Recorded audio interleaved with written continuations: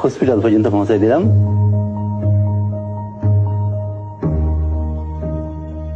আমি ভয় পাচ্ছিলাম যে কেউ আমাকে চিনে ফেলে কিনা, বিশেষ করে তৎকালীন সরকার পক্ষে কেউ আমাকে চিনে ফেলে কিনা। এই ভয়ে আমি গামছা দিয়ে মুখ ঢেকে বসেছিলাম। অনেকক্ষণ বসে থাকার পর যখন দেখলাম এক এক ওখানকার স্টাফরা আসছে, তখন আমি যে গার্ডের সাথে কথা বলার চেষ্টা করলাম। তখন গার্ডরা আমাকে চিনতে পারে নাই, এই জন্য আমি ঢুকতে পারি নাই। তখন আমি আবার যে বসে থাকলাম মেন গেট খোলার অপেক্ষায়, অথবা কেউ পরিচিত আসবে এই অপেক্ষায় প্রায় 1 ঘন্টা বসে থাকলাম।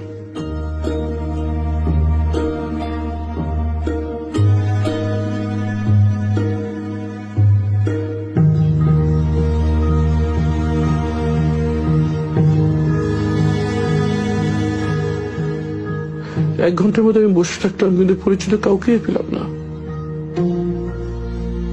এরপর যখন রোগীদের আসা যাওয়ার জন্য প্রধান গেটটি খুলে দেওয়া হয়, তখন আমি ভিতরে চলে যাই।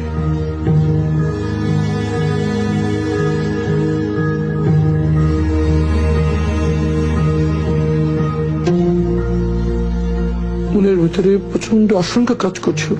আমার পরিবার কোথায় আছে, কিভাবে আছে, তারা কি জীবিত আছে?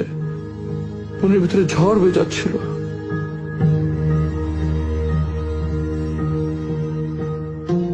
একটু পর ইবনে সিনার পিআর অফিসার আশরাফ সাহেব সেখানে আসেন। উনি আমাকে ওনার রুমে নিয়ে যান, যদিও তিনি আমাকে তখন চিনতে পারেন নাই। আমি ওনার কাছে স্মার্টফোনটা নিয়েই আমি গুগলে যাই এবং আমার নাম সার্চ দিই। সার্চ দেওয়ার সাথে সাথে এই ছবিটা স্ক্রিনে ভেসে ওঠে। তখন আমি ঠিক আমার চেহারা কাছে ভেবে নেই, আমাকে দেখা যায় ওনাকে চিনেন কিনা। তখন সাথে সাথে ভাই আমাকে চিনতে পারে এবং খুব আবেগ-আপ্লুত হয়ে পড়েন আর কি। কথায় কথায় তার কাছ থেকে প্রথম জানতে পারি যে 5ই আগস্ট শেখ হাসিনা পালিয়ে গিয়েছে।